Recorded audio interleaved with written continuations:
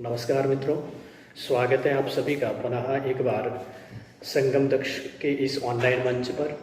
मित्रों, सर्वप्रथम खेद व्यक्त करता हूं कि बीच में काफ़ी अरसे से रुकावट पैदा हुई थी क्लासों को अपलोड करने में, क्योंकि यहाँ पर हमारे संस्थान में कुछ निर्माण कार्य चल रहा था, जिसके कारण हम क्लासों को रिकॉर्ड नहीं कर पाए थे और आप लोगों तक पहुँचा नहीं पाए थे। परंतु आज से निरंतर आप लोगों को सभी विषयों की जो क्लासें हैं वो पूर्व की भांति मिलते रहेगी। आपको हिंदी, उत्तराखंड, रीजनिंग, कंप्यूटर और इसके अलावा आपको करंट अफेयर्स और इसके अलावा जो जीएस की क्लासें हैं वो भी अब यथाशीघ्र प्रारंभ कर दी जाएगी। ठीक है ना। तो इसके बाद आप लोगों को सारी क्लासें निरंतर मिलते रहेगी। आप लोग जुड़ते रहें और इसका जुड़े रहिएगा और इसका जो है फ़ायदा उठाते रहिए। मित्रों, लास्ट टाइम हमने हिंदी के अंतर्गत जो बात की थी वो स्वर संधि के अपवादों पर बात की थी।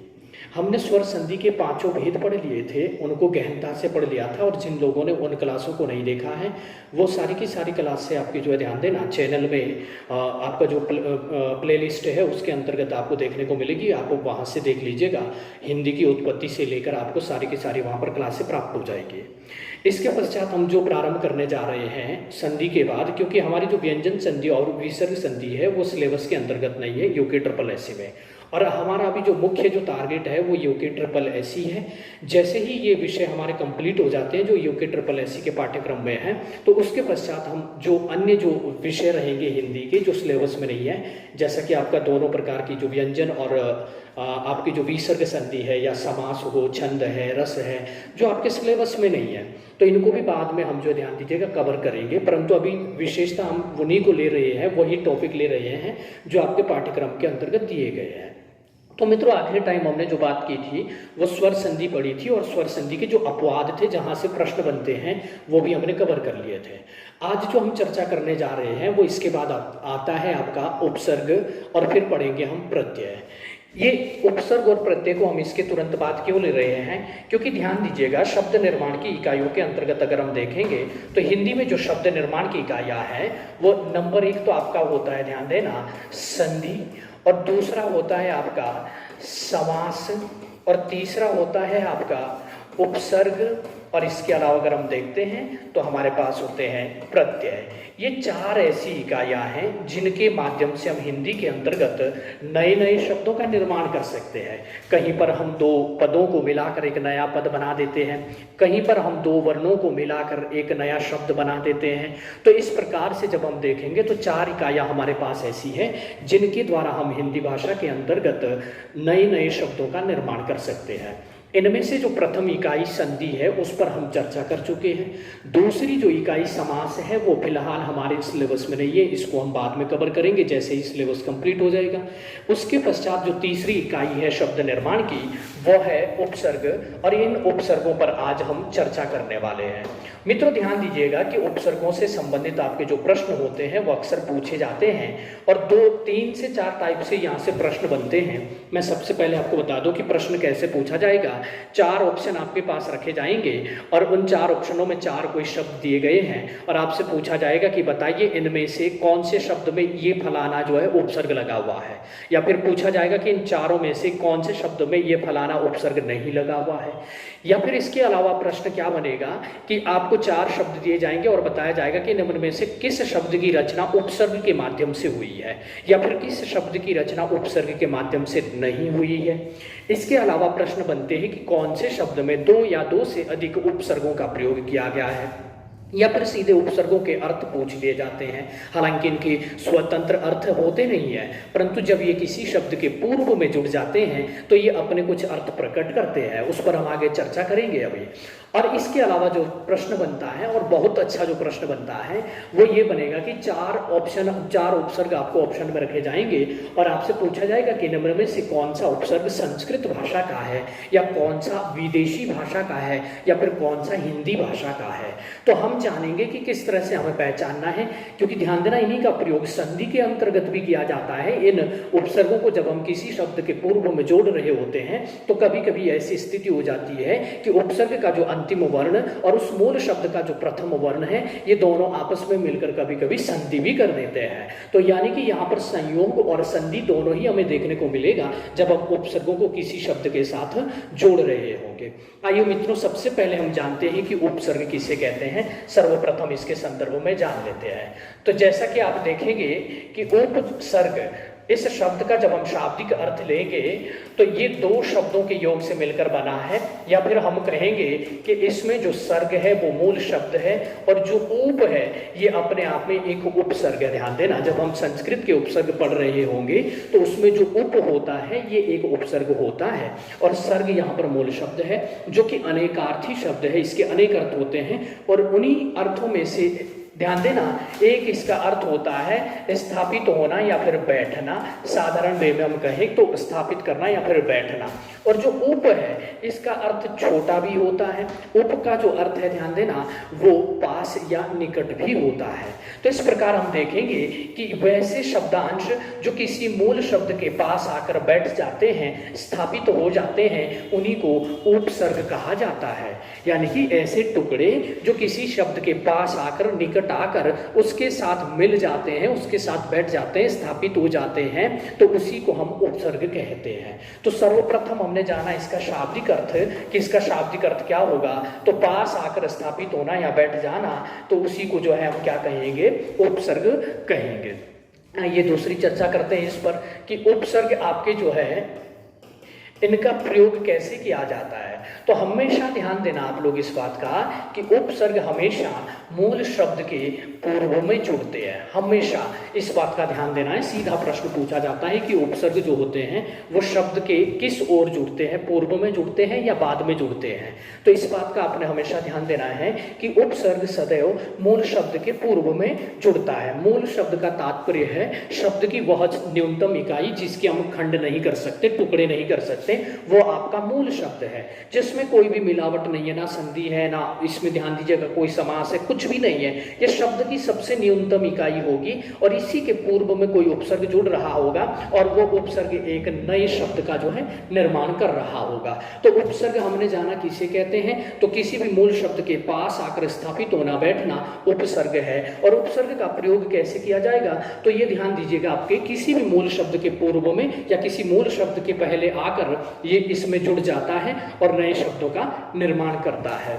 इसके पश्चात अगर हम बात करेंगे कि उपसर्गों के जुड़ने से आपके मूल जो शब्द होते हैं उन पर क्या प्रभाव पड़ता है, यहाँ से अच्छा प्रश्न बन जाता है, ठीक है ना। तो मूल शब्द के पूर्व में जब उपसर्ग जुड़ेगा तो उस मूल शब्द के अर्थ में क्या परिवर्तन होगा वो हम यहाँ पर देखेंगे। मूलतः अगर हम देखेंगे तो यहाँ पर 3 प्रकार के आपको प्रभाव देखने को मिलेंगे जब भी किसी मूल शब्द के प्रारंभ हम उपसर्ग को जोड़ते हैं। पहला प्रभाव क्या, तो पहला प्रभाव तो ये रहेगा कि वो उसके अर्थ में विशेषता लाएगा। यानी कि जो आपका मूल शब्द था उसके पूर्व में उपसर्ग जुड़ा तो उस उपसर्ग के जुड़ने से उस मूल शब्द के अर्थ में विशेषता आएगी। उसके अर्थ में कोई परिवर्तन नहीं होगा, उसका कोई विलोम नहीं बनेगा, जो अर्थ था वही रहेगा, बस उसके अर्थ में थोड़ा सा बल मिलेगा, थोड़ी उसमें विशेषता आएगी। दूसरा ध्यान दीजिएगा जो प्रभाव पड़ेगा वो इसका अगर हम बात करेंगे तो विलोमार्थी बन जाता है। यानी कि कोई एक मूल शब्द था उसके पूर्व में आपने क्या कर दिया, कोई उपसर्ग लगा दिया, तो इस शब्द का जो अर्थ था इसके जुड़ते ही ठीक इसका उल्टा अर्थ हो जाता है जिसे हम विलोम शब्द कहते हैं। तो दूसरा प्रभाव क्या होगा कि विलोम बन जाएगा। और तीसरा जो इसका प्रभाव होता है वो ध्यान दीजिएगा होता है शब्द के अर्थ में परिवर्तन लाना। यानी कि मूल जो शब्द था आपका उस मूल शब्द का ना तो विलोम बनेगा ना उसके अर्थ में विशेषता उत्पन्न होगी, बल्कि कोई तीसरा ही अर्थ निकल कर आएगा, उसके अर्थ में जो है परिवर्तन आपको देखने को मिलेगा। मैं तीनों के एक एक यहाँ पर उदाहरण रखता हूँ कि कैसे यहाँ पर ये जो है मतलब इस बात को हम देखेंगे। जैसे सबसे पहले अगर मैं यहाँ पर बात करूं कि मैंने एक शब्द लिखा जय, जय मतलब जीतना।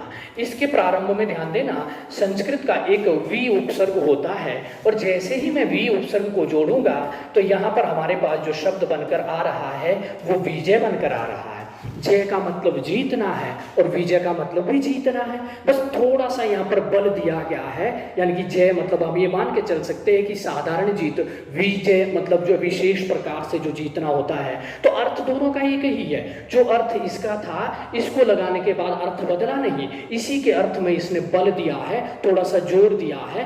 बस हम कहेंगे कि इस वी उपसर्ग के कारण जय शब्द के में क्या हुआ, इसके अर्थ में जो है विशेषता उत्पन्न हुई है, थोड़ा सा इसमें बल प्राप्त हुआ है, परिवर्तन किसी भी प्रकार का नहीं हुआ है।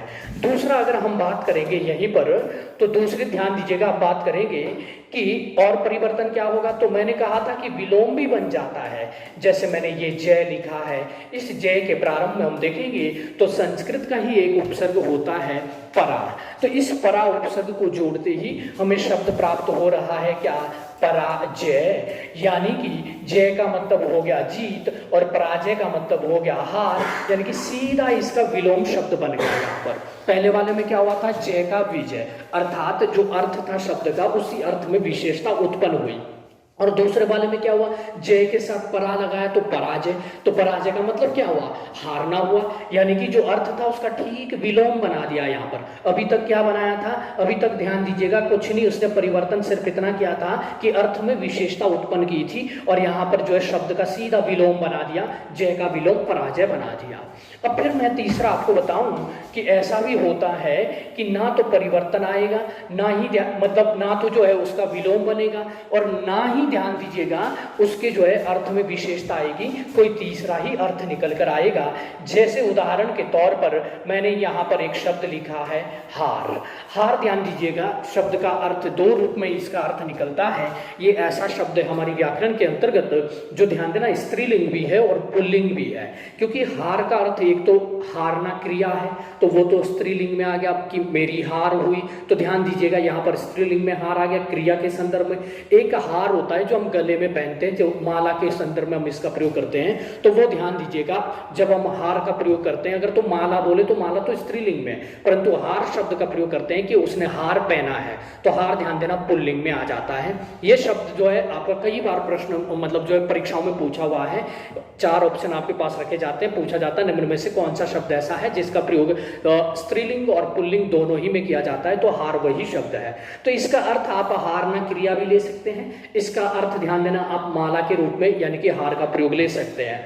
इसके पूर्व में जैसे ही मैं आ उपसर्ग का प्रयोग करता हूं, जो कि संस्कृत का एक उपसर्ग है आ उपसर्ग, तो ध्यान दीजिएगा यहां से जो शब्द बन रहा होगा वो शब्द हमें प्राप्त हो रहा है क्या, आहार। अब ध्यान दो, इस आहार का मतलब हम माला से ले सकते हैं, गले में पहनने वाले, और इस हार का मतलब हारना क्रिया से ले सकते हैं, यानी कि हारना क्रिया और एक माला। लेकिन जैसे ही इसके पूर्व में कोई हमने उपसर्ग लगाया तो देखो आहार, और आहार का अर्थ क्या होता है, तो भोजन होता है, यानी कि इस आहार में ना तो विशेषता उत्पन्न हुई ना इसका विलोम, क्योंकि ध्यान देना हार का विलोम कभी भी मतलब आहार नहीं होता है भाई। हार तो या तो हार का अगर क्रिया के रूप में इसका प्रयोग करेंगे तो हार का विलोम जो होगा वो जीतना होगा, है ना। और यहाँ पर ध्यान देना माला है, तो माला का भी जो विलोम है वो कभी भी भोजन या फिर आहार नहीं होता है। तो यहाँ पर क्या हुआ कि कोई तीसरा ही अर्थ निकला, जैसे ही हमने शब्द के पूर्व में कोई उपसर्ग जोड़ा तो कोई तीसरा ही अर्थ यहाँ पर निकल कर आया। तो इस प्रकार हमने जाना कि उपसर्गों के प्रयोग से मूल शब्द के अर्थ में 3 प्रकार के परिवर्तन किए जा सकते हैं। नंबर 1, शब्द का जो है अर्थ होता है उसमें विशेषता उत्पन्न कर सकते हैं। दूसरा, उस शब्द का विपरीतार्थी अर्थात विलोम बन सकता है। और तीसरी अगर हम बात करते हैं तो उस शब्द से इतर कोई अन्य जो है अर्थ निकल रहा होगा, ना इसका विलोम निकलेगा ना विशेषता उत्पन्न होगी, सीधा सीधा कोई अन्य अर्थ निकल रहा होगा, यानी कि उसके मूल अर्थ में परिवर्तन हो रहा होगा। तो इस प्रकार से मित्रों 3 प्रकार से हम देखेंगे कि बदलाव आते हैं मूल शब्दों में। इसके बाद अगर हम बात करें कि ये उपसर्ग होते कितने प्रकार के हैं, तो इनकी प्रकार की अगर हम बात करेंगे तो मूल रूप से इनको हम 3 भागों में बांटते हैं, मोटे मोटे तौर पर ध्यान देना उपसर्गों को। सर्वप्रथम अगर हम बात करते हैं तो इसमें बात होती है जो संस्कृत भाषा से आए हुए उपसर्ग है, ध्यान देना। और संस्कृत की अगर हम बात करेंगे तो इसके फिक्स है 22 उपसर्ग। संस्कृत के 22 उपसर्ग हैं जो कि आपके हिंदी के अंतर्गत, ध्यान देना, प्रयोग में लाए जाते हैं। सीधा यहाँ से प्रश्न बन जाता है कि संस्कृत भाषा के कितने उपसर्गों का प्रयोग जो है हिंदी व्याकरण के अंतर्गत किया जाता है। तो संस्कृत के हम यहाँ पर 22 पढ़ेंगे। इसके अलावा अगर हम बात करेंगे दूसरे नंबर पर जो आता है वो आपका हिंदी के उपसर्ग है। और हिंदी, ध्यान देना, इसके अगर हम कुल उपसर्गों की बात करते हैं तो यहाँ पर निश्चित संख्या नहीं है, 13 है, 14 है, 15 है, 16, अलग अलग विद्वानों के द्वारा इनकी संख्या अलग अलग बताई गई है। जैसे कि आप जानते कि हिंदी अभी भी पूर्णतः विकसित हो नहीं पाई है, ऐसी भाषा जो अभी पूर्णतः विकसित नहीं हो पाई है। तो कई सारी चीजें अभी भी ऐसी है कि जिसमें विद्वानों के मध्य में मतभेद रहता है। तो यहाँ पर निश्चित संख्या नहीं है, कोई 13 देता है, 14 देता है, 15, 16 भी इसके दिए जाते हैं। हम वो सारे यहाँ पर देखेंगे कि कौन कौन से हिंदी के उपसर्ग है। इसके अलावा अगर हम बात करते हैं तो हिंदी के जो शब्द होते हैं उनमें ध्यान दीजिएगा विदेशी उपसर्गों का भी प्रयोग किया जाता है, जिसमें अरबी, फारसी, उर्दू हो गया, अंग्रेजी हो गया। मुख्यतः इन भाषाओं के जो उपसर्ग होते हैं इनका प्रयोग किया जाता है। तो 3 प्रकार के हमारे पास उपसर्ग होते हैं, संस्कृत भाषा के उपसर्ग, हिंदी के अपने उपसर्ग और इसके अलावा विदेशी भाषाओं के उपसर्ग। आइए मित्रों, अब जानते हैं इन उपसर्गों के संदर्भ में कि क्या क्या और जानकारी यहां से लेनी है हमने। पहली बात तो ये ध्यान देना कि आपसे पूछा जाए कि क्या जो उपसर्ग होते हैं वो आपके जो उपसर्ग होते हैं क्या ये शब्द होते हैं या शब्दांश होते हैं। तो सबसे पहले आप बताएंगे कि ये कोई किसी भी प्रकार के शब्द नहीं होते, ये शब्दांश होते हैं, शब्दों के टुकड़े होते हैं। दूसरा प्रश्न अगर आपसे पूछा जाए क्या इनका स्वतंत्र रूप से कोई जो है अर्थ होता है, तो ध्यान दीजिएगा उपसर्गों का स्वतंत्र रूप से कोई भी अर्थ नहीं होता है। कहने का तात्पर्य है, स्वतंत्र रूप का मतलब है कि जब इनको अकेले लिखा जाए, जैसे आ उपसर्ग है, तो आ को जब तक मैं स्वतंत्र रूप से लिख रहा हूं तो कोई भी अर्थ नहीं निकल रहा आ का, क्योंकि आ का, ध्यान देना, कोई अर्थ है ही नहीं है। परंतु जैसे ही आपने अभी तक देखा था कि हार शब्द के पूर्व में मैंने इसको जोड़ा था तो इसने अर्थ दिया था आहार का, यानी कि भोजन का, तो कहीं ना कहीं आ ने यहाँ पर अपना अर्थ प्रकट किया है। जैसे मैं यहाँ पर एक मूल शब्द लिखूं, उदाहरण के तौर पर जन्म शब्द लिखा मैंने, और इसके पूर्व में मैं लिख रहा हूं आ उपसर्ग, तो इस आ का अकेले में तो कोई अर्थ नहीं है। अगर मैं बताऊं कि आ का अर्थ क्या होता है तो कोई अर्थ नहीं है, लेकिन जैसे ही जन्म के साथ जुड़ेगा तो इसका बन जाएगा आजन्म, और आजन्म हम कहते हैं यानी कि जन्म से ही। तो ध्यान देना यहाँ पर जो आ का अर्थ है वो से के रूप में निकल रहा है, जैसे हम कहते हैं कि वो आजन्म अंधा है, अर्थात वो जन्म से ही अंधा है। तो यहाँ पर आ ने जो भाव प्रकट किया है वो से का किया है। जैसे हम देखते एक शब्द होता है, ध्यान देना, मरण शब्द, और इसके पूर्व में भी हम आ उपसर्ग का प्रयोग करते हैं, और जैसे ही आ जुड़ेगा तो आमरण बन जाता है। हम बोलते हैं कि आमरण अनशन पर बैठा है, आमरण का मतलब है मरते समय तक है। तो यहाँ पर तक का भाव देता है, यानी कि जब तक मर ना जाए तब तक के लिए अनशन पर बैठना वह आमरण अनशन है। यानी कि आ ने तक का भी भाव दिया, आ ने जो है से का भी भाव दिया। तो अलग अलग रूपों में ये अलग अलग अर्थ देते हैं। इनके ध्यान दीजिएगा स्वतंत्र रूप से तो कोई अर्थ नहीं है, पर जैसे ही किसी शब्द के पूर्व में जुड़ते हैं तो ये अपने अर्थ प्रकट करते हैं, और फिर इनका कोई एक अर्थ भी नहीं है। ये जैसा कि मैंने यहाँ दिखाया कि आ जो है तक का भी भाव देता है, और आ जो है, ध्यान देना, से का भी अर्थ देता है। तो ये जैसे जैसे शब्दों के पूर्व में जुड़ेंगे वैसे वैसे, ध्यान देना, इनके अर्थ भी बदलते रहते हैं। निश्चित इनका कोई अर्थ है नहीं, फिर भी मैंने 2-2, 3-3 इनके जो है अर्थ रखे हुए हैं, जो मुख्यतः जो ध्यान दीजिएगा परीक्षाओं में पूछे जाते हैं वो अर्थ इनके रखे हुए हैं, उन पर आगे चर्चा करेंगे।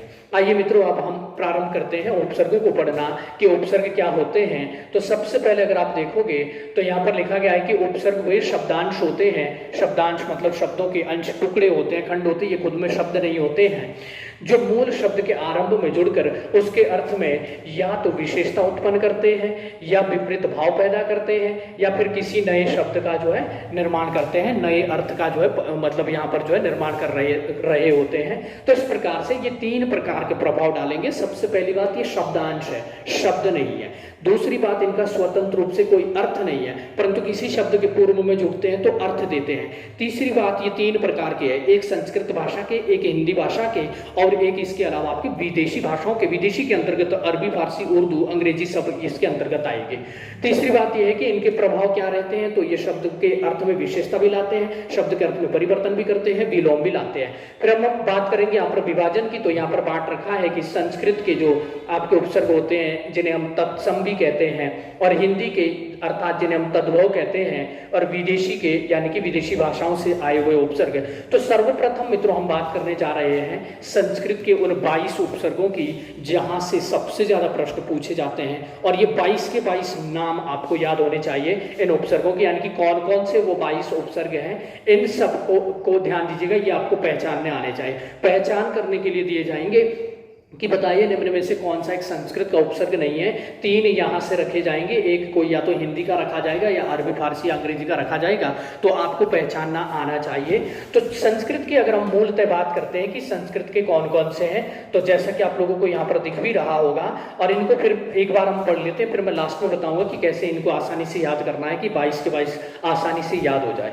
तो देखो जरा, सबसे पहले अब इनका हम प्रयोग करते हैं कि सबसे पहले हमने यहाँ देखा कि अति हमारे पास उपसर्ग है, तो कैसे इसका जो अर्थ होता है वो अधिक के संदर्भ में या फिर परे के संदर्भ में होता है। मुख्यतः इसका जो अति का अर्थ होता है वो अधिक होता है या फिर परे के संदर्भ में भी इसका प्रयोग किया जाता है। आइए जरा आप देखो इधर, जैसे हमने देखा यहाँ पर हमारे पास क्या है, मानव शब्द मूल है। इस मानव शब्द के पूर्व में हमने क्या किया, अति को जोड़ा है, तो इस प्रकार से ये बन गया है अति मानव। अति मानव कहा जाता है जो विशाल मानव होता है, जिसका शरीर बहुत बड़ा है, मतलब नॉर्मल मानव से जिसका जो शरीर है वो बहुत बड़ा है, जिसकी काया बड़ी है, उसे हम अति मानव की संज्ञा देते हैं। जैसा कि हम मानते हैं कि पूर्व के काल में जो है बड़े विशाल विशाल काया वाले जो है मानव होते थे, तो उन्हीं को अति मानव कहा जाता। अति मतलब अधिक, जो मानव बहुत अधिक बड़े शरीर वाला है उसी को अति मानव कहा जाता है। तो यहां पर ध्यान दीजिएगा, मानव मूल शब्द था, प्रारंभ में हमने अति जोड़ा तो ये अति मानव बन गया। और दूसरी बात मैं आपको बता दूं कि ये जो उपसर्ग है ये 2 प्रकार से जुड़ेंगे। कभी कभी तो क्या होगा, जैसे यहां पर देखो मानव शब्द था, अति आया, बस ज्यों का त्यों जुड़ गया, कोई भी परिवर्तन नहीं किया, मतलब कोई भी संधि नहीं की। परंतु कभी कभी ऐसा होगा कि ये संधि भी करेगा। वो कैसे देखना हमें, वो यहां से देखना है कि इस अति में अंतिम जो वर्ण है हमारे पास वो ई है, ध्यान देना, लघु ई है। दूसरा जो इसके प्रारंभ में जो हमारे पास शब्द है वो कौन है, वो मौ है। और हम जानते हैं कि संधि का कोई भी ऐसा नियम नहीं है कि ई के साथ अगर मौ का मेल हो रहा है तो कोई परिवर्तन हो जाए। तो ई और मौ के मिलने से कोई भी परिवर्तन नहीं होता है संधि के अंतर्गत, ऐसा कोई नियम ही नहीं है, इसलिए यहाँ पर हम परिवर्तन करेंगे नहीं। अगर कहीं पर ऐसी स्थिति आ जाए कि यहाँ ई आ रहा है अंत में और यहाँ भी प्रारंभ में ई है, तो फिर ध्यान दीजिएगा तुरंत हमारा संधि का नियम लगेगा कि भाई ई और ई जहां भी मिलेंगे वो मिलकर आपस में बड़ी ई कर देगा। तो जहां पर 2 संधि करने वाले वर्ण आपस में मिलेंगे वहां पर हम संधि करेंगे, और जहां पर कोई भी नियम नहीं लगेगा संधि का, वहां पर संयोग के तहत ज्यों का त्यों हम उपसर्ग को सामने लिख देंगे, कोई भी परिवर्तन यहां पर नहीं होगा। जैसे हम अगले शब्द पर चर्चा करते हैं, अगला शब्द हमारे पास अतिसार है, ध्यान देना। तो इसमें सार मूल शब्द है, ध्यान देना, सार का तात्पर्य फैलाव से भी होता है, तो इस बात का ध्यान देना कि सार यहाँ पर मूल शब्द है, और इसके पूर्व में जैसे ही हमने अति लगाया तो ये बन गया क्या आपका अतिसार। जैसे देखो शय यहाँ पर शयन, शय यहाँ पर ध्यान देना मूल शब्द है और इसके प्रारंभ में अति लगा तो अतिशय बन गया। क्रमण यहाँ पर मूल शब्द है, अति जैसे ही लगा तो अतिक्रमण बन गया। अब यहां तक के जो हमने देखे इनमें किसी भी प्रकार की संधि नहीं हुई है, ये सिंपली ध्यान देना संयोग के तहत मिल गए हैं। और क्यों मिले, क्योंकि संधि हुई नहीं गई। यहां पर ई के साथ मौ मिल रहा है, ई के साथ सौ मिल रहा है, ई के साथ शौ मिल रहा है और ई के साथ कौ मिल रहा है। तो ये तो कोई नियम है ही नहीं है कि ई के साथ कोई व्यंजन मिल जाए तो फिर उनमें कोई परिवर्तन हो जाए, ऐसा संधि का कोई नियम है ही नहीं है। तो इसलिए इनमें क्या हुआ, यथावत ये ज्यों के त्यों, ध्यान दीजिएगा, यहाँ पर इनको स्थापित कर दिया, कोई परिवर्तन नहीं हुआ। लेकिन यहाँ पर देखो प्रश्न जो बनेंगे वो वहीं से बनेंगे जहां पर संधि हुई होगी, परिवर्तन हुआ होगा। ये कभी नहीं देगा आपको कि अति मानव में कौन सा उपसर्ग है या फिर अतिसार में कौन सा उपसर्ग है। आप पहले छाड़ दोगे कि इसमें अति है, इसमें भी अति है, इसमें भी अति है, इसमें भी अति है। समस्या तो तब आएगी जब ये अति आपका जो छोटी ई था वो बड़ी ई में वहां पर बदल गया है, कि कैसे बदला है। तो इसमें अगर हम देखेंगे तो इसमें जो हमारे पास उपसर्ग रहेगा वो है आपका अति। ध्यान दीजिएगा उपसर्ग में कभी भी बड़ी ई और बड़ा ऊ का प्रयोग नहीं होता है। अर्थात उपसर्ग का जो अंतिम स्वर होगा वो कभी भी ना तो बड़ी ई देखने को मिलेगा और ना, ध्यान देना, कभी भी आपको बड़ा ऊ देखने को मिलेगा। अंतिम जो स्वर होगा वो या तो छोटा ऊ होगा या फिर छोटी ई होगा। इस बात को हमेशा याद रखना। उपसर्ग में जो अंतिम जो ध्वनि होगी या अंतिम जो स्वर होगा वो कभी भी दीर्घ ऊ और दीर्घ ई नहीं होगा, दोनों लघु रूप में होंगे। ये हमेशा ध्यान देना। जैसे अगर वो पूछे आपसे कि अतीन्द्रिय में कौन से उपसर्ग का प्रयोग हुआ है, तो पहला ही ऑप्शन आपके समक्ष रखेगा अति, और हमें देखने को मिलेगा कि भाई यहाँ पर तो अति है, बड़ी ई लगी हुई है, तो हम क्या करेंगे, इसी को सही मानेंगे। परंतु मैंने पहले ही बता दिया कि बड़ी ई से कभी भी किसी उपसर्ग का अंत नहीं होता है, हमें हमेशा इसका ध्यान देना है। तो फिर ये बड़ी ई कैसे बना, तो आओ जरा इसको देखते हैं कि कैसे बना है। तो ध्यान दीजिएगा, यहाँ पर हमारे पास जो शब्द है वो मूल शब्द है इंद्रिय, जो कि इंद्र से बना हुआ है, इंद्र मूल शब्द है और ये लगा तो इंद्रिय बना है। अब इसके बाद अगर हम देखेंगे यहाँ पर, इसमें अंतिम जो ध्वनि है, देखो अति में अंतिम क्या है, ई है, और इंद्र में प्रथम क्या है, ई है। और हम जानते हैं दीर्घ स्वर संधि के अंतर्गत कि छोटी ई और बड़ी ई का जब भी मेल होगा तो ये ध्यान दीजिएगा बड़ी ई बना देते हैं। और इनके बड़ी ई, देखो यहाँ की जो छोटी ई थी और यहाँ की जो छोटी ई थी, इन दोनों ने मिलकर क्या बना दिया, बड़ी ई बना दी। अब इस तौ के साथ, तौ में जो ई लगी थी वो तो बदल गई उधर, यहाँ की ई भी बदल गई उधर, तो दोनों ई ने मिलकर क्या बनाई, बड़ी ई बनाई।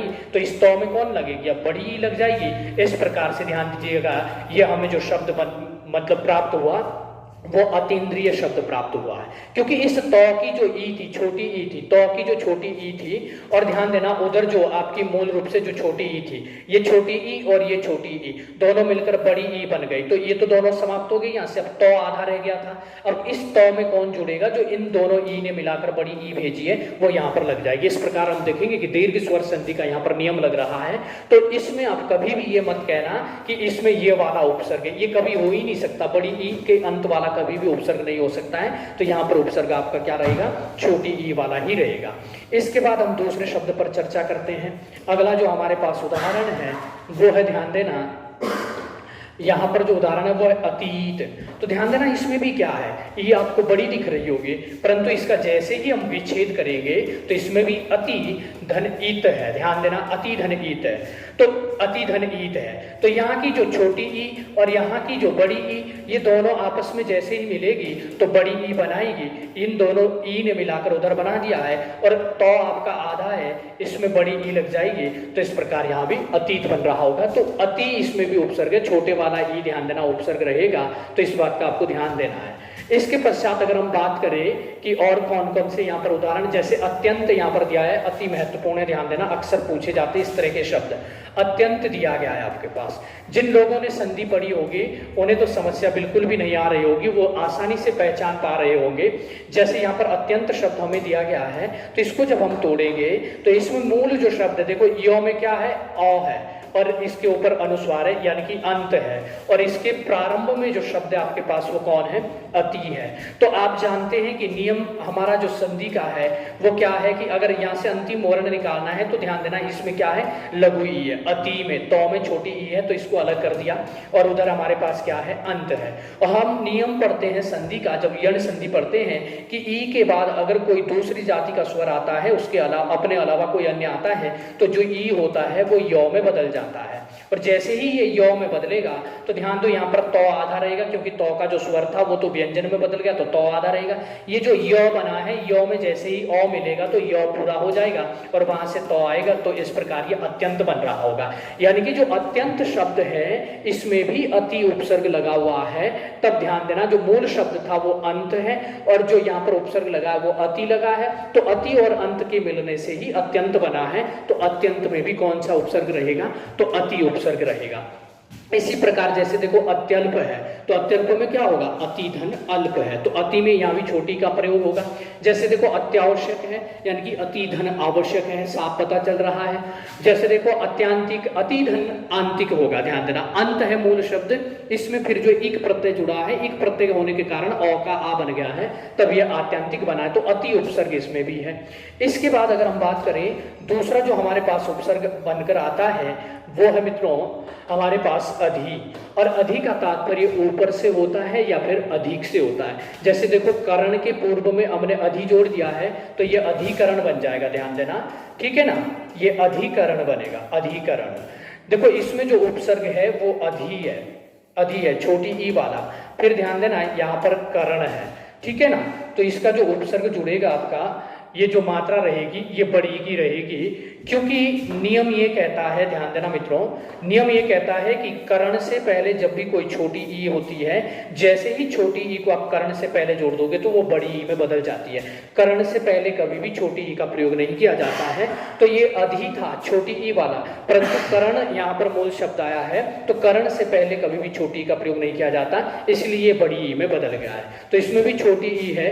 और यहाँ अधि धन राज है तो अधि इसमें उपसर्ग है, राज मूल शब्द है, अधिसूचना में सूचना मूल शब्द है, अधि उपसर्ग है। अब देखो यहाँ पर अधि धन इक्षण आ गया, अधि, और इसके अलावा आपका देखो यहाँ भी छोटी ई वाला ही है अधि, और फिर आता है आपका इक्षण अर्थात इच्छा से जो संबंधित है, और यहाँ का ई और यहाँ का ई दोनों मिलकर बड़ी ई बन जाते हैं, इसलिए देखो धौ के पीछे बड़ी ई की मात्रा का प्रयोग किया गया है। तो अधि यहाँ पर भी छोटी ई वाला है और इक्षण है तो ई और ई मिलकर बड़ी ई बने हैं। जैसे अधीन है तो ध्यान देना यहाँ भी अधि धन ईन है तो ई और ई दोनों मिलकर बन गए हैं। अधीश, अधि यहाँ पर उपसर्ग है छोटी ई वाला इधर से, और फिर ईश है हमारे पास, देखो इस प्रकार से ये मिला हुआ है, अधि उपसर्ग है, ईश में हमेशा बड़ी ई का प्रयोग होता है।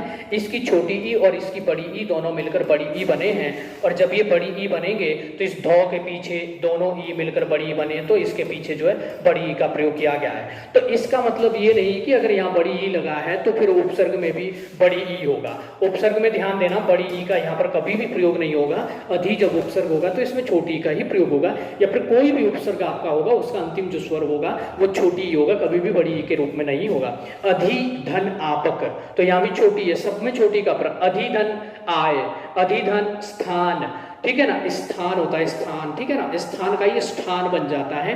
ये हम देखते हैं जब व्यंजन संधि को पढ़ेंगे तो वहां पर ये नियम देखते हैं। यहाँ पर ध्यान देना अधिकारिक है, अधि धन कार है, और कार देखो यहाँ पर जो है आपका प्रत्यय भी जुड़ा हुआ है और साथ में उपसर्ग भी लगा हुआ है, दोनों ही स्थितियां यहाँ पर लागू होती है। जैसे देखो यहाँ पर जो मूल शब्द है वो कार है, कार के पूर्व में आपका अधि जुड़ा हुआ है, तब बना है, ध्यान देना, अधिकार। और जब इसके साथ एक प्रत्यय जुड़ा है तो एक प्रत्यय के प्रभाव के कारण अ का जो है आ बन जाता है, और इस प्रकार ये बन जाता है आधिकारिक, ठीक है ना। तो ये ध्यान दीजिएगा आपका शब्द क्या होगा, ये आधिकारिक शब्द हो जाएगा। तो कार मूल शब्द था, अधि जुड़ा तब बना अधिकार, और जैसे ही एक प्रत्यय जुड़ा तो ये आधिकारिक बन गया। इसके पश्चात देखेंगे आध्यात्मिक, तो यहाँ पर भी आत्म मूल शब्द है। आत्म के प्रारंभ में जैसे ही हम देखेंगे कि अधि जोड़ेंगे तो अध्यात्म बनेगा, और जैसे ही इक जुड़ा तो आध्यात्मिक बन गया, ध्यान देना, ठीक है ना। वैसे ही देखो यहाँ पर अभि है तो अभि में भी मूल शब्द कौन सा रहेगा, तो अभि में भी मूल जो आपका उपसर्ग है वो छोटी ई वाला रहेगा। अभि का मतलब सामने भी होता है, पास भी होता है। जैसे देखो अभिभाषण, तो भाषण यहाँ पर मूल शब्द है और अभि उपसर्ग लगा है, तब ये आपको जो है अभिभाषण देखने को मिल रहा है, और साफ साफ दिख रहा है अभि और भाषण अलग। यहाँ देखो अभि और मान अलग, अभि और शाप अलग। अब अभीष्ट बन गया तो इसमें भी अभि उपसर्ग है, ध्यान देना, इसमें क्या है, अभि उपसर्ग है और इसके साथ इष्ट प्रत्यय है। सॉरी, इष्ट जो है यहाँ पर मूल शब्द, इष्ट का मतलब होता है प्रिय, जैसे हम बोलते हैं इष्ट देव, यानी कि हमारे जो प्रिय देवता होते हैं उसे इष्ट देव कहते हैं। तो ध्यान देना यहाँ पर स्थिति क्या है कि आपका जो है अभी तो छोटा वाला यहाँ पे, परंतु इष्ट में जो ई लगा हुआ है तो वो वाला ई और अभि वाला ई दोनों मिलकर बड़ी ई बन गए। अब देखो अभ्यंतर यहाँ पर, ठीक है ना, अभ्यंतर में देखेंगे तो यहाँ पर भी संधि हुई है। जैसे देखो आप यहाँ पर, सॉरी, अभी आएगा यहाँ पर, ठीक है ना, तो यहाँ पर क्या है, अभी धन अंतर, ठीक है। तो यहाँ पर शब्द क्या है आपका, अभिधन अंतर। अब इसमें जब हम योग कर रहे होंगे, जैसा कि मैंने अभी आपको बताया कि भाई यण संधि के अंतर्गत हम देखते हैं कि यदि ई के बाद कोई अन्य स्वर आ जाता है तो ई किस में बदल जाता है, यो में, क्योंकि ई के बाद देखो सामने कोई अन्य स्वर आ रहा है तो ई का यो बन जाएगा। ई का जैसे ही य बनेगा तो भौ आधा हो जाएगा ना, क्योंकि इसका स्वर तो व्यंजन में बदल गया, तो भौ आधा हो जाएगा। और ई का क्या बनकर आया था, य बनकर आया था, और य में कौन मिलेगा, ये अंग मिल जाएगा, तो ये बन जाएगा, और त और र आएगा। इस प्रकार ये क्या बन गया, अभ्यंतर बन गया, यानी कि अभिधन अंतर को जब जोड़ेंगे तो अभ्यंतर बनेगा। इसके पश्चात जब हम बात कर रहे होंगे तो ध्यान देना, इसके बाद जैसे अभ्यर्थी है तो इसमें भी अभिधन अर्थी है, अर्थी मूल शब्द है, अभि उपसर्ग लगा हुआ है, अभ्यागत अभिधन आगत, आगत मूल शब्द है। और ध्यान देना, हालांकि मूल शब्द गत होता है, फिर उसमें उपसर्ग आ लगा तब आगत बना है, और फिर इस आगत के पूर्व में भी जब अभि लगेगा तो अभ्यागत बन गया। अभिषेक तो अभिधन सेक होता है, सेक यहाँ पर जो दंत सौ होता है, परंतु इसके पूर्व में हमने देखा कि ई या ऊ आता है तो फिर सौ जो होता है वो आपका वो सौ में बदल जाता है, तो अभिधन सेक से अभिषेक बन गया। अभिधन जात, जात मूल शब्द है, यो लगेगा तो जात्य बन जाता है, तो अभिधन जात्य जो है अभिजात्य बन जाएगा। इसके बाद आगे देखेंगे हम, अगला हमारे पास जो उपसर्ग आएगा वो है, ध्यान देना, अप। और अप का जो मूलतः अर्थ होता है वो होता है बुराई के संदर्भ में, तो बुरे के लिए अक्सर इसका प्रयोग करते हैं हम अप का, ठीक है ना, बुरा या फिर विपरीत के संदर्भ में भी, जैसे अपकर्म यानी कि बुरे कर्म, अपमान यानी कि बुरा मान। तो ध्यान देना, अप उपसर्ग है, कर्म यहाँ पर मूल शब्द है, मान या मूल शब्द है, अप यहाँ पर है, ठीक है ना, अपधन वर्तन, ध्यान देना, तो यहाँ भी अप जो है आपका उपसर्ग लगा हुआ है। इसके बाद अगर बात करेंगे, शब्द से पहले आपका क्या है, अप लगा हुआ है, तो अप शब्द बन गया। अप के साथ यहाँ पर संधि हुई है, ध्यान देना, इससे पहले तो ज्यों के त्यों रखे हुए थे, अपधन वर्तन, अपधन शब्द, अपधन मान, अपधन कर्म, तो ज्यों के त्यों जुड़े हैं, कोई भी परिवर्तन नहीं हुआ।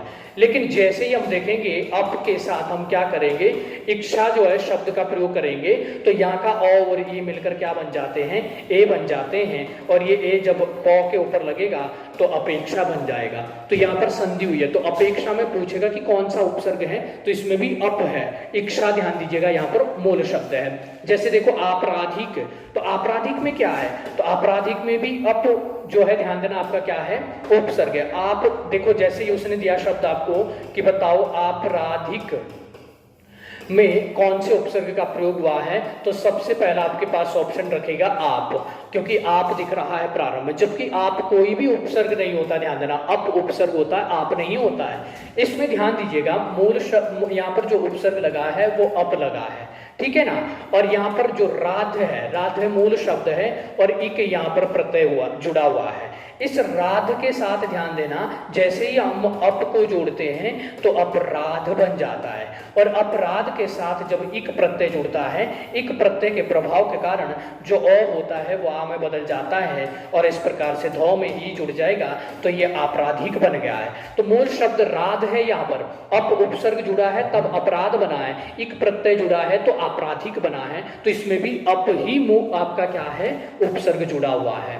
इसके बाद आपेक्षिक, तो ध्यान दीजिएगा, इक्षिक है यहाँ पर मूल शब्द इक्षिक है, उसके पूर्व में अप जोड़ा है, और इस अप का जो अ है और इक्षक का जो ई है, ये दोनों मिलकर ए बने हैं, तब इस प्रकार से ये बन जाएगा। फिर आता है आपके पास अपी उपसर्ग, और अपी उपसर्ग की अगर हम बात करेंगे तो ध्यान देना, इसके अर्थ की बात करेंगे तो मूलतः से इसका अर्थ निकलता है वो निश्चय के अर्थ में निकलता है, या फिर किंतु या भी के अर्थ में भी इसका जो प्रयोग किया जाता है। जैसे ध्यान दीजिएगा, यहाँ पर इतु मूल शब्द है और यहाँ पर तू मूल शब्द है, और जैसे ही अपी लगाया तो ये अपीतु बन जाता, हम बोलते कि अपीतु मैंने ऐसा किया था, मतलब किंतु के संदर्भ में। धान यहाँ पर ध्यान देना मूल शब्द है, अपी जैसे ही जोड़ते हैं तो फिर ये अपिधान बन जाता है, ठीक है ना। और यहाँ पर हित मूल शब्द है, अपी जैसे ही जोड़ेंगे तो ये अपिहित बन जाता है। तो यहाँ तक आपको साफ दिख रहे हैं, तो इसमें कोई संधि वाला ध्यान दीजिएगा शब्द आपको देखने को नहीं मिलेगा, और बहुत कम ये जो अपी वाला उपसर्ग होगा इसके उदाहरण भी आप लोगों को बहुत ही कम देखने को मिलेंगे। इसके पश्चात हम आगे बढ़ते हैं। अगला हमारे पास अनु है, अति महत्वपूर्ण, ध्यान देना ये रहने वाला है। अनु का जो प्रथम अर्थ होता है वो मूलतः आपका होता है पीछे, ठीक है ना, पीछे। जैसे हम अनुज बोलते हैं, अनुज यानी कि पीछे जिसने जन्म लिया, अनुज कहते हैं छोटे भाई को, यानी कि जिसने पीछे जन्म लिया है। अनुजा कहते हैं छोटी बहन को। जौ या जा का तात्पर्य होता है जन्म से, पुरुष है तो उसके लिए जौ का प्रयोग होता है, महिला है तो उसके लिए जा का प्रयोग होता है। जैसे हमने कहा अनुज, तो इसमें जौ का तात्पर्य है जन्म से, अनु का मतलब है पीछे, पीछे यानी कि बाद में, जिसने बाद में जन्म लिया है वो अनुज है। अनुकरण, अनुकरण का तात्पर्य होता है, ध्यान देना, नकल करने से। अनुकरण मतलब आप पीछे पीछे कर रहे हैं, जैसा सामने वाला कर रहा है सेम वैसा ही आप पीछे पीछे कर रहे हैं।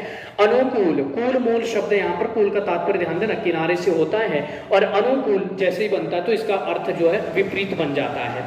तो अनु यहाँ पर उपसर्ग है, रूप में अनु लगा है तो अनुरूप, ठीक है ना। और यहाँ पर अगर देखेंगे तो संधि हो रही है, देखो यहाँ तक तो कोई भी संधि देखने को नहीं मिलेगी आपको। अनुज में अनु उपसर्ग है, ज्यों कहते हो, अनुकरण में अनु ज्यों कहते हो, अनुकूल में ज्यों कहते हो। अगर यहाँ पर देखेंगे अनुरूप में तो अनु और रूप ज्यों कहते हो, कोई परिवर्तन। यहाँ देखो इधर छोटाऊ का प्रयोग हुआ है हर जगह, लेकिन यहाँ पर बड़ाऊ बन गया। तो बड़ाऊ बन गया इसका मतलब ये नहीं कि कोई बड़ाऊ वाला, मतलब अनु की अगर बात करेंगे तो ये वाला कभी भी उपसर्ग नहीं होगा, उपसर्ग हमेशा छोटाऊ वाला होगा। इसमें क्योंकि उदित मूल शब्द था, ध्यान देना, और उदित होने के प्रभाव के कारण यहाँ का उ और यहाँ का उ दोनों मिलकर बड़ाऊ बन गए। इसलिए इस नौ के पीछे जो आपको देखने को मिल रहा है उ, वो बड़ा देखने को मिल रहा, अर्थात दीर्घ देखने को मिल रहा है। तो यहाँ भी अनु आपका छोटाऊ वाला ही है, और उदित मूल शब्द है, उदित मतलब उदित होना, उदय होना। यहाँ का उ और यहाँ का उ दोनों मिलकर बड़ाऊ बन गए। इस प्रकार ध्यान दीजिएगा यहाँ पर दीर्घ उ बन रहा है। तो इस बात का आपको ध्यान देना है कि इसमें भी छोटा उ ही आपका किसके रूप में है, उपसर्ग के रूप में है, तो अनु में छोटा उ का प्रयोग किया जाएगा। इसके अलावा अगर देखेंगे अन्वेषण, तो अनुधन एषण, एषण मतलब देखना, और अनु उपसर्ग लगा है तो अनुधन एषण, ठीक है ना। तो इस बात का देखेंगे क्योंकि ऊ के बाद अन्य स्वर आया है, तो यहाँ पर स्थिति क्या है कि अनु है, अनु ध्यान देना, और सामने आपके पास क्या था, एषण था, एषण। हम संधि का नियम पढ़ते हैं कि ऊ के बाद कोई भी अन्य स्वर आए। अभी तक तो देखो इधर छोटा ऊ था, उधर भी छोटा ऊ मिलकर बड़ा ऊ हो गए।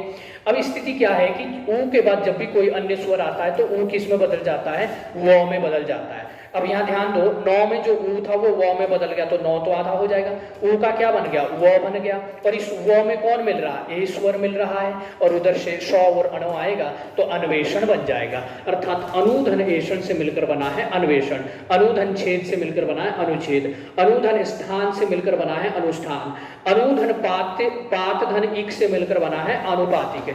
इसे भी थोड़ा सा देख लेते हैं क्योंकि इसमें उपसर्ग और प्रत्यय दोनों, हालांकि प्रत्यय मैं अलग से पढ़ाऊंगा आप लोगों को, अगली जो हमारी क्लास आएगी वो प्रत्यय से संबंधित ही आएगी।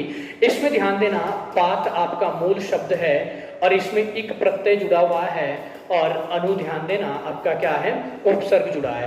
पात के साथ पहले अनु उपसर्ग जुड़ा है तो अनुपात बना है, और फिर इसके बाद इक प्रत्यय जब इसमें जुड़ा है तो अ जो है इक प्रत्यय के प्रभाव के कारण आ बना है। ये क्यों आ बन रहा है, ये जब हम प्रत्यय पढ़ेंगे तो वहां पर देखेंगे कि किन किन प्रत्ययों के कारण कौन कौन से स्वर किस में बदल जाते हैं। तो आ है, नु है, पा है, और तो में छोटी ही लगेगा तो आनुपातिक बन जाएगा। तो इसमें भी अनु उपसर्ग लगा हुआ है, ध्यान देना। आगे बढ़ेंगे, आनुवंशिक, तो अनुधन वंश, वंश या मूल शब्द है, अनुधन वंश, तो अनुवंश बनेगा, इक जैसे ही लगेगा तो औ का आ बन जाएगा, अनुवांशिक बन जाएगा, ठीक है ना। इसके बाद औ आता है, और औ का मूलतः जो अर्थ होता है वो होता है बुरा या हीनता का जहां पर भाव होता है, नीचता का भाव होता है। अवगुण अर्थात बुरे गुण, अवचेतन बुरी चेतना, ठीक है ना, अवधान, ठीक है ना, अवधन अंतर। अब देखो यहां तक तो औ है, औ है, कोई दिक्कत नहीं है, ज्यों कहते हो इनका प्रयोग यहाँ पर हो रहा है। परंतु जैसे ही यहाँ गए तो औ का अवा बन गया है, तो इसको देखना है कि कैसे इसमें परिवर्तन हुआ, कैसे इसमें संधि हुई है। तो आइए मित्र देखते हैं इसको भी थोड़ा जल्दी से, कि हमारे पास जो यहाँ पर जो शब्द था वो था अंतर, मूल शब्द यहाँ पर क्या था, अंतर। इसके पूर्व में हमने अव उपसर्ग जोड़ा तो वो में अ और इधर अ, दोनों अ मिलकर क्या बने, आ बने, ये वाला अ और वो वाला आ। तो ध्यान देना, अ और व में अब कौन मिलेगा, आ मिलेगा, और अनुस्वार है तो ये बन गया अवांतर। अवधन अंतर मिलकर अवांतर बने हैं। दीर्घ संधि, मतलब यहाँ पर आपकी जो है दीर्घ स्वर संधि हो रही है। अवेक्षा, अवधन इक्षा, अव में वो में जो अ है और इधर का जो ध्यान दीजिएगा ई है, अ और ई मिलकर ए बने हैं, तब अवेक्षा बना है। अगर बात करेंगे आ की, तो आ अगला हमारा उपसर्ग रहने वाला है, और यह इस क्रम में 1 2 3 4 5 6 7 8 आपके जो है ये 8वें नंबर का उपसर्ग है। तो तक, इधर से, ये इसके निकलते ध्यान देना अर्थ, जैसे जन्म में आ लगाएंगे, आ जन्म यानी कि जन्म से ही, ध्यान देना, यहाँ पर नंद में लगाएंगे आ को तो आनंद बन जाएगा, मरण में लगाएंगे आ को तो आमरण बन जाएगा, छादान में लगाएंगे आ को तो फिर आच्छादन बन जाएगा। ये स्थिति क्या है कि ध्यान देना, यहाँ पर छादन है, छादन मतलब छाना, और इसके पूर्व में आ उपसर्ग है। नियम यह है कि छ व्यंजन से पहले कोई भी स्वर आ जाता है तो छ से पहले चौ जुड़ जाता है, इसलिए ध्यान दीजिएगा ये बन गया था आच्छादन। ये संधि, हम व्यंजन संधि जब पढ़ते हैं कि छ के पहले जब भी कोई स्वर आता है तो छ से पूर्व में आधा चौ जुड़ जाता है। इस प्रकार ये 8 हमारे जो है संस्कृत के मूल उपसर्ग कंप्लीट हो जाते हैं, ठीक है ना। तो 9वां जो हमारा उपसर्ग है वो प्र आया है, और प्र में जब हम देखेंगे अर्थ होता है अधिक, विशेष, या आगे अधिकांशतः इसका जो प्रयोग होता है वो विशेषता के लिए होता है। जैसे देखो, गति के पूर्व में प्र लगा तो प्रगति बना, चार के पूर्व में प्र लगा तो प्रचार बना, बल के पूर्व में प्र लगा तो प्रबल बना, ठीक है ना। अब देखो यहाँ पर संधि हो गई, यहाँ तक तो आपको प्र देखने को मिला, लेकिन यहाँ प्रा बन गया, तो इसमें क्या है, तो सीधी सी बात है, यहाँ पर संधि हुई है, प्र उपसर्ग है और अर्थी यहाँ पर मूल शब्द है। अर्थी मतलब इच्छा रखने वाला। प्र में जो अ है और इधर का जो अ है, इन दोनों ने मिलकर क्या बना दिया, आ बना दिया। तो आ बना दिया तो प्रा बन जाएगा, क्योंकि अ और अ मिलकर आ बनेंगे तो ये आ वापस यहीं जुड़ेगा तो प्रा बन जाएगा, और इस प्रकार ये बन गया प्रधन अर्थी को मिलाकर प्रार्थी। तो यहाँ पर भी अर्थी मूल शब्द है और जो प्र है वो आपका क्या हो जाएगा, यहाँ पर उपसर्ग होगा। जैसे प्राध्यापक है, प्रधन अध्यापक हो जाएगा, है ना। हालांकि यहाँ पर 2-3 उपसर्ग है, जैसे प्र है पहले, फिर अधि है, फिर आ है, फिर पक है, तो ऐसे करके प्राधन अध्यापक यहाँ पर हम रखेंगे। प्रेषक है तो प्रधन एषक है, प्रोज्वल है तो प्रधन उज्ज्वल है, ठीक है ना। तो इस प्रकार हम देखेंगे, प्रमाण है तो मान यहाँ पर मूल शब्द है, मान मूल शब्द है, इसमें प्र लगा है, इस प्रकार ये क्या बन गया, प्रमाण बन गया।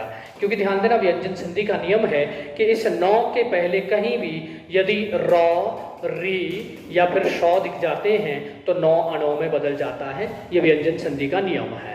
इसके बाद अगर हम देखेंगे प्रादेशिक, प्रधन देश धन इक है, इसमें मूल जो शब्द हमें देखने को मिलेगा वो देश होगा, इसमें प्र उपसर्ग लगा है। जैसे देखो, यहाँ पर देश शब्द मूल है और देश में जैसे ही हमने प्र लगाया तो ये बन गया प्रदेश, और इसमें जैसे ही एक प्रत्यय लगाया तो एक प्रत्यय अ को आ में बदल देता है, इस प्रकार ये प्रादेशिक बना। ये जो मैं बार बार कह रहा हूँ कि एक के लगने से अ का आ बन रहा है, इसमें आप जो है घबराए ना, क्योंकि आगे जो प्रत्यय वाला आपका क्लास आने वाली है उसके अंतर्गत मैं सारा समझा दूंगा कि कैसे कैसे जो है स्वरों में परिवर्तन होता है इनके जुड़ने से। हालांकि जो लास्ट क्लास हुई थी स्वर संधि के अपवाद, वहां पर मैंने बता भी रखा है, लेकिन फिर से मैं बताऊंगा इनको प्रत्यय के अंतर्गत। इसके अलावा आता है परि, परि का अर्थ होता है चारों ओर, ध्यान देना, परि चारों ओर, जैसे परिमाप यानी कि चारों ओर की जो माप है उसे परिमाप कहते हैं। जैसे देखो, कल्पना के पूर्व में परि जुड़ा तो परिकल्पना बना, धान के पूर्व में परि जुड़ा तो परिधान बना।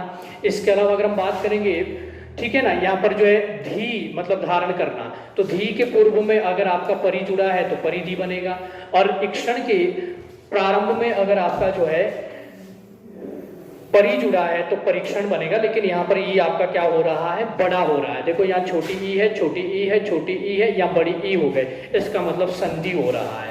तो संधि क्यों हुआ, क्योंकि यहाँ परिधन इक्षण शब्द था और इक्षण का ई और यहाँ का ई दोनों ने मिलकर बड़ा ई बना दिया है, इस प्रकार यहाँ पर परिवर्तन देखने को मिला। परीक्षा, परिधन इक्षा, पर्यटन, परिधन अटन, परिधन अटन तब बनता है पर्यटन। अटन का अर्थ होता है, ध्यान देना, घूमना फिरना, तो परि अटन यानी कि चारों ओर घूमना फिरना, उसी को पर्यटन कहा जाता है। परिधन आवरण तो पर्यावरण बनेगा, परिधन मान तो परिमाण बन जाएगा, 9 का अणु बन जाएगा क्योंकि रॉ आ रहा है।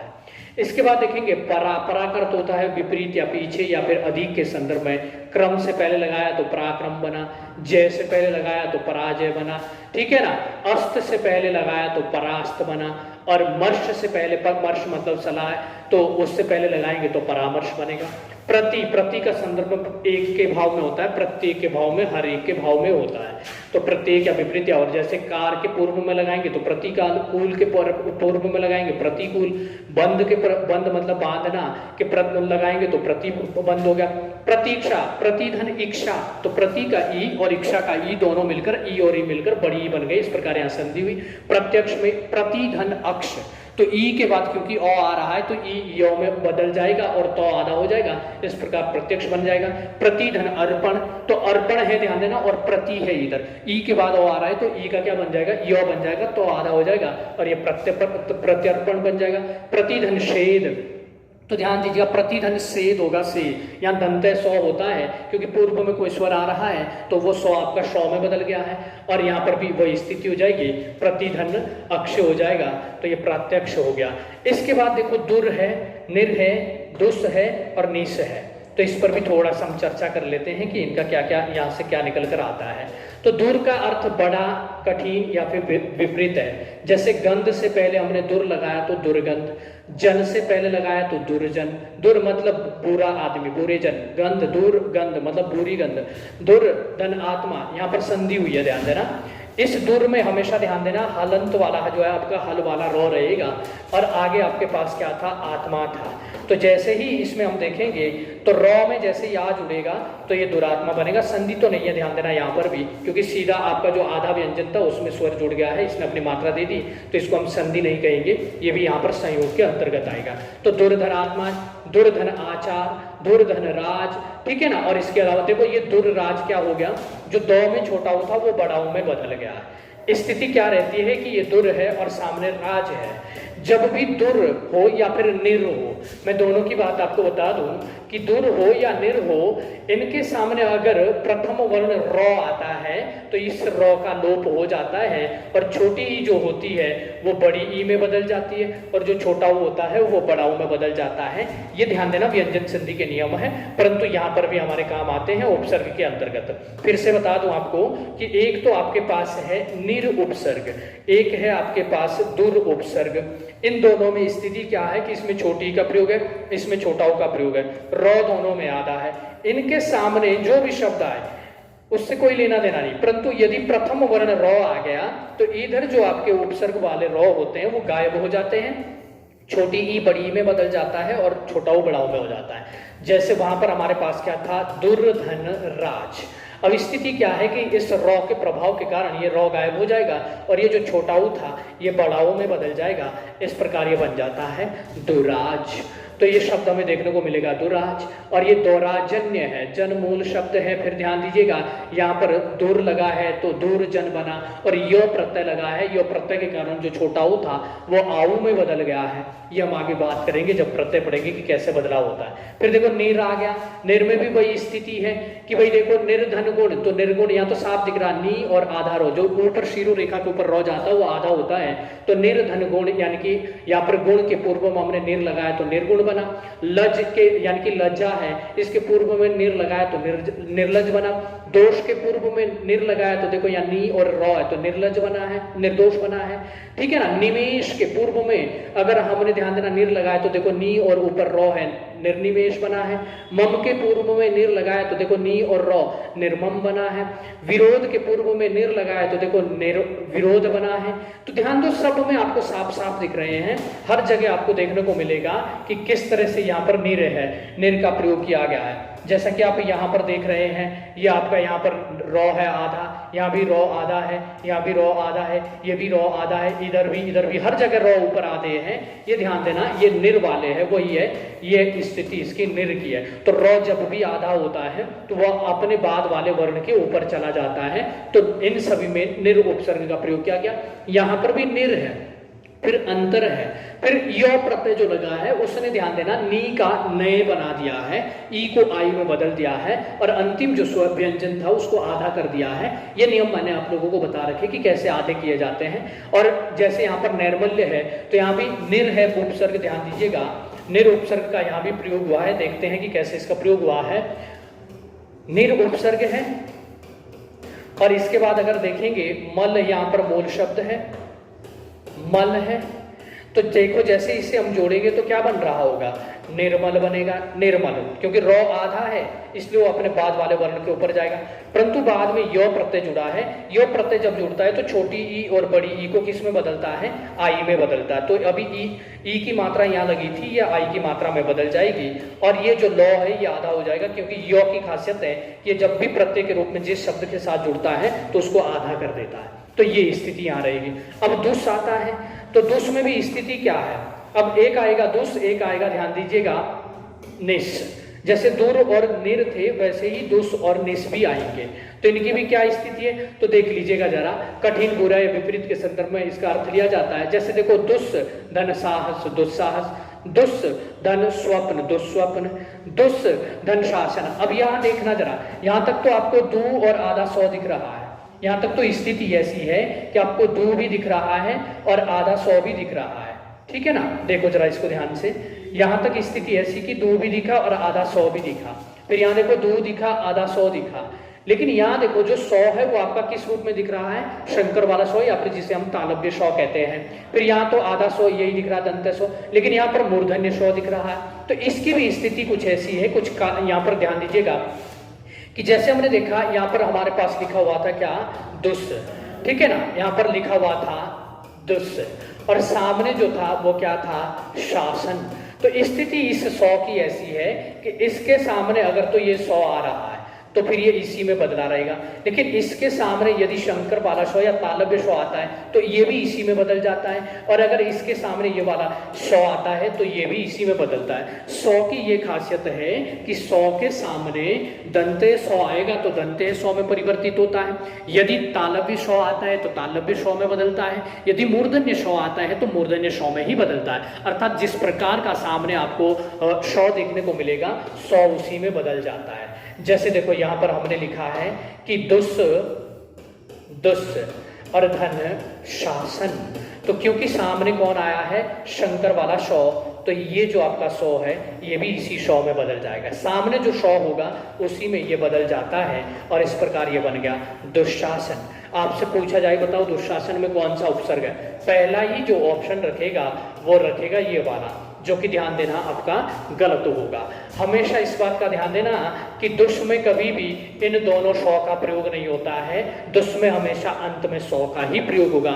जब आप उपसर्ग के रूप में इसे पढ़ रहे होंगे तो ये कभी भी उपसर्ग के अंत में ये दोनों सौ कभी भी नहीं होंगे, केवल ये वाला सौ होगा। तो इसमें क्या है, ये दंते वाला सौ होगा, इसमें दिख ही रहा है दंते वाला सौ, इसमें भी दंते वाला सौ है, दुस धनकार है, क्योंकि क के प्रभाव के कारण जो आपका जो सौ था वो सौ में बदल गया है। ये हम जब विसर्ग संधि पढ़ते तो वहां पर देखते हैं कि यदि दुस के बाद, थोड़ा सा मैं बता दूं आप लोगों को इसके संदर्भ में, कि यदि दुस के बाद आपके पास ध्यान दीजिएगा दुस उपसर्ग है और इसके बाद यदि आपको क ख प फ, ठीक है ना, इसके अलावा ध्यान देना, इसके अलावा जो आपका ये सौ है, अगर ये कोई भी आते हैं दुस के बाद तो जो सौ होता है वो इसी में बदल जाता है। तो क्योंकि यहाँ पर दुस के बाद आपका क्या आया है, क आया है, तो क के प्रभाव के कारण ये सौ में बदल गया। दुष्परिणाम, प और फ, देखो यहाँ पर प और फ लिखे हुए हैं, तो इस प के प्रभाव के कारण जो दंत सौ था वो मूर्धन्य सौ में बदला। दुष्प्रयोग, यहाँ भी प है तो प के प्रभाव के कारण ये भी किस में बदल गया आपका, तो आपका जो मूर्धन्य सौ में बदल गया। अब इसके बाद जब हम आगे बढ़ रहे होंगे तो मित्रों यहाँ देखिएगा जरा,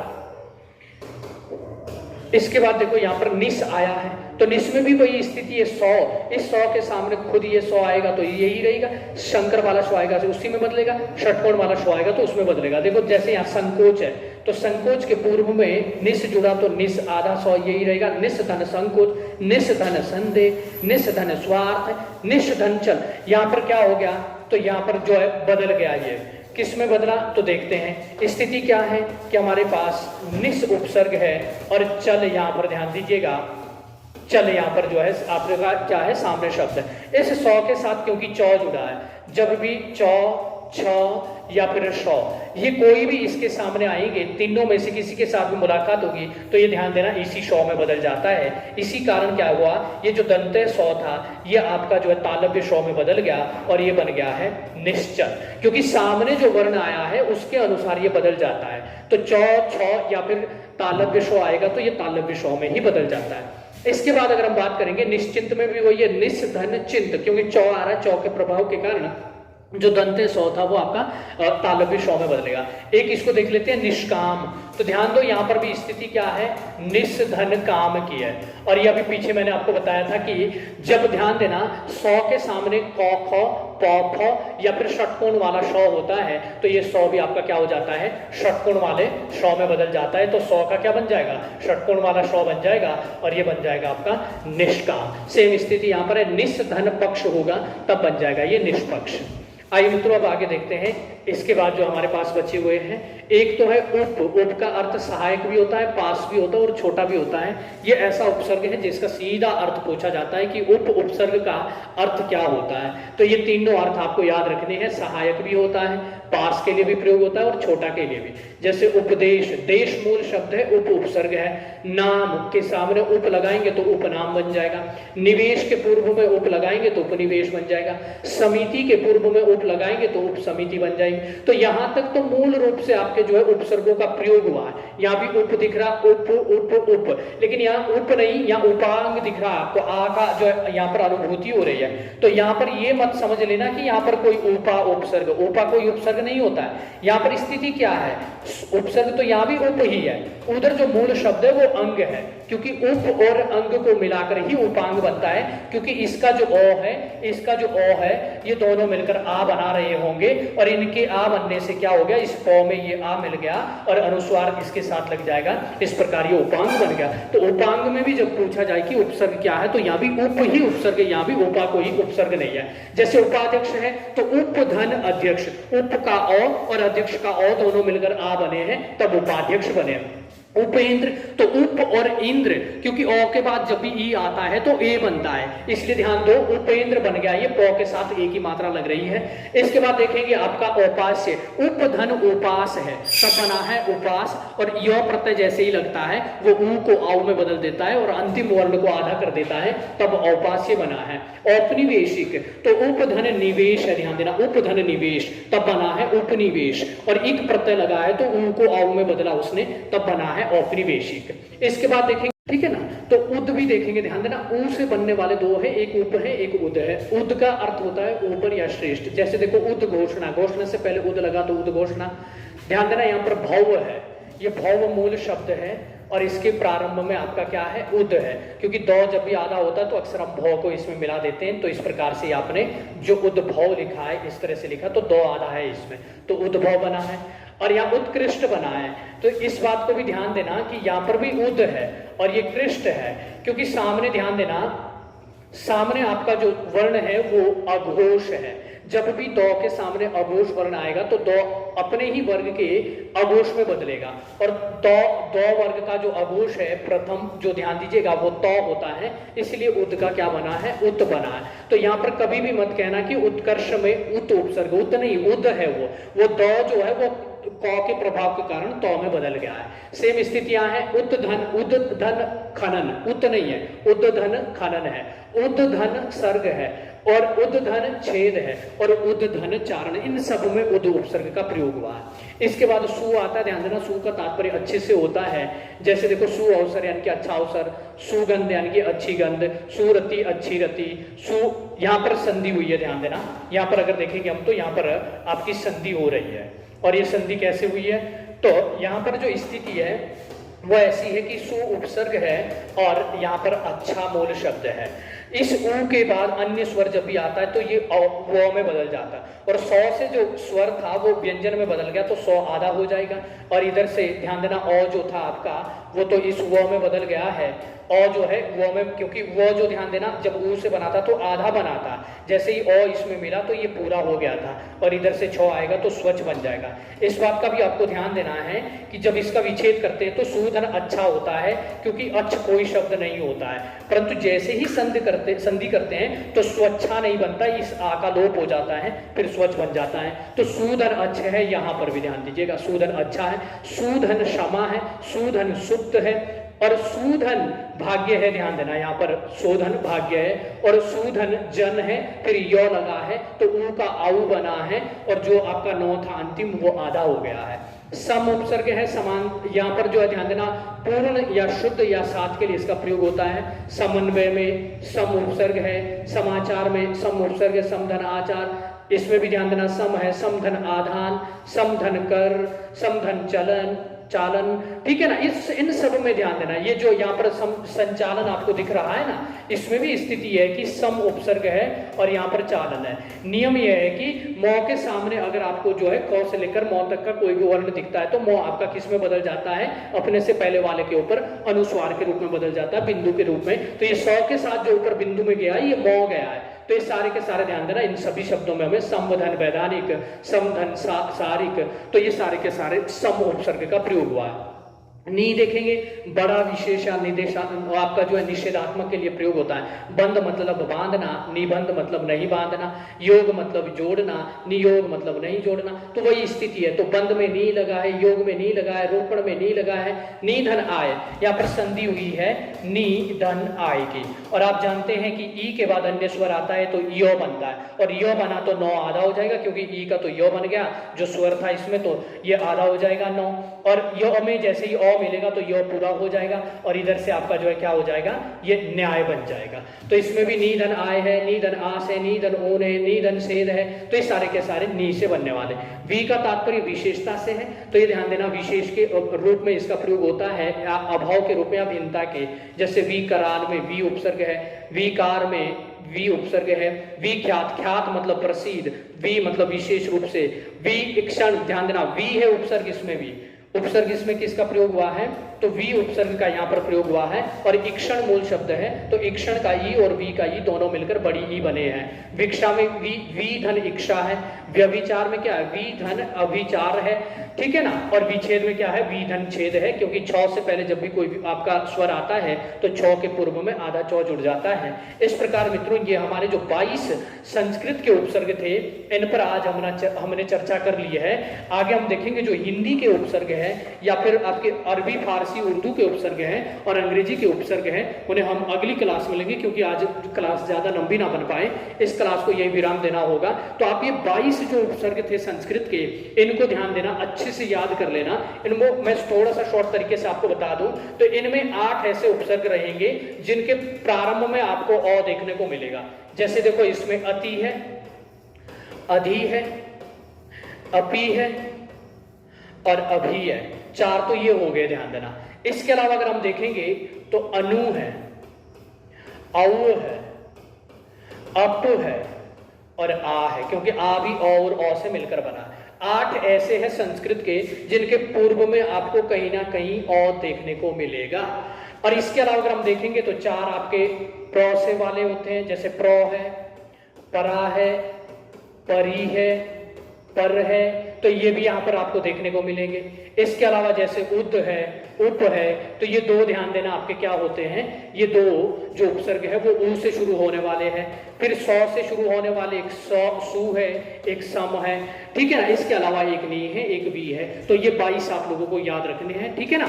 इसके बाद अगली जो कक्षा होगी वो हमारी हिंदी के उपसर्ग, इसके अलावा जो उर्दू फारसी अरबी फारसी के हैं या फिर अंग्रेजी के हैं, या इसके अलावा संस्कृत के कुछ अव्यय होते हैं जिनका प्रयोग उपसर्गों की भांति होता है, उनको हम प्रयास करेंगे कि सभी को एक क्लास के अंतर्गत जो है उनको कवर करेंगे। तो तब तक के लिए आप लोग जो है बने रहिए संगम दक्ष के साथ। अब आप लोगों को निरंतर क्लासें प्राप्त होते रहेगी यूके SSSC के पाठ्यक्रम पर आधारित, तो आप जुड़े रहिए संगम दक्ष के साथ।